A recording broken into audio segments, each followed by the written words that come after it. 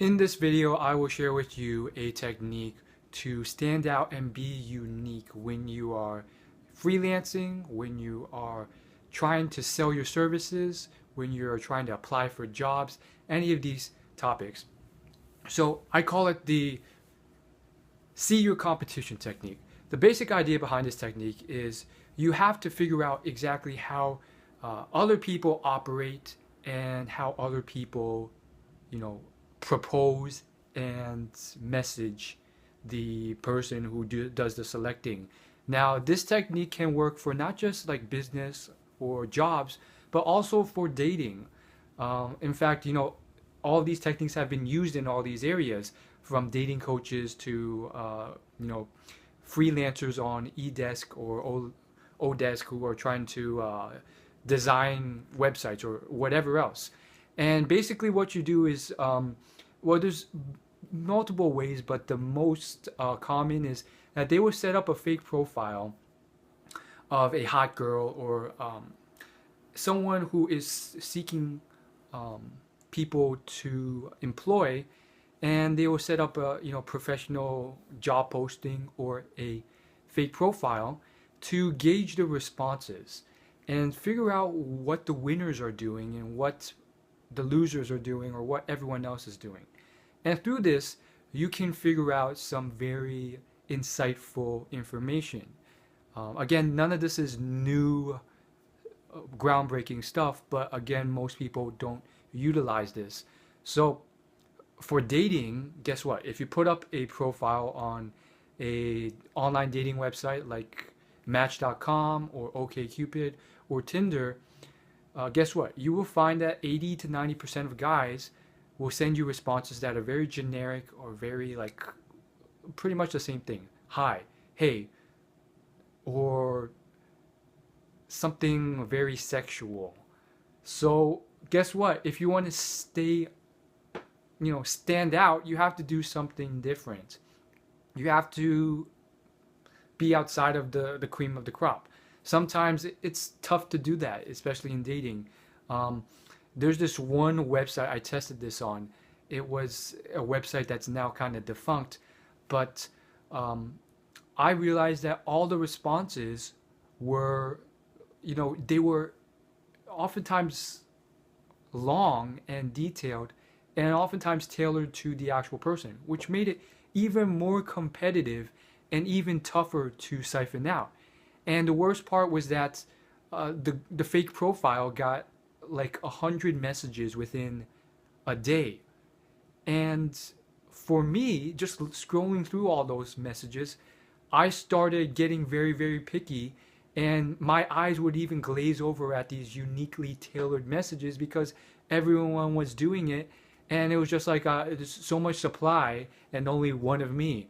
So it's very tough at that point.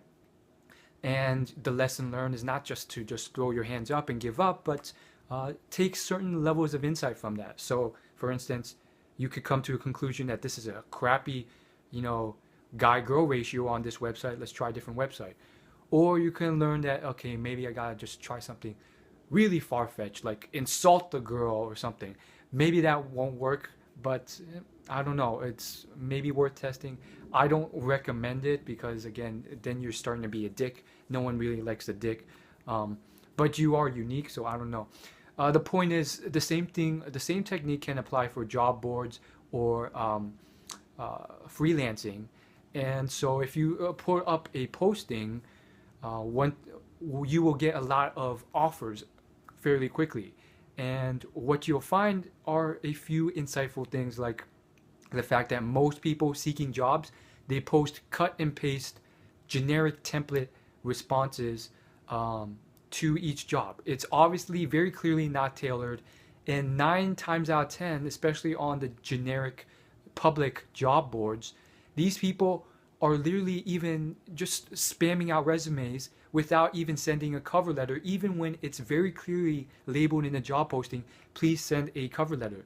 It really implies how lazy the average person is. So you can, use it, you can take that as an advantage and figure out, well, what can I do that other people don't do? Why don't I, really do detailed cover letters rather than just spamming crap all the time? And then finally, again, the same thing applies for, freelancing work. You can figure out, okay, oh, that's interesting. The top performers who get their jobs or get freelance work, they actually, they talk differently, and they provide value in their proposal by, starting with a compliment, you know, really describing what they can do concisely rather than, ramble on, whatever it is. You can see this with all this stuff. Now, the small caveat is obviously you want to remain ethical. So if it's illegal to post up a fake thing, then don't do it. For things like Tinder and Match.com, obviously it's a lot less strict, and also kind of scary and dangerous because if you've ever seen any of those like viral videos on YouTube that's been coming up in the last few months, um, it's kind of scary because basically these people will like put up fake profiles and then get little children or little kids to their houses, and the whole thing was just to like spread awareness of this, which but it's still kind of scary.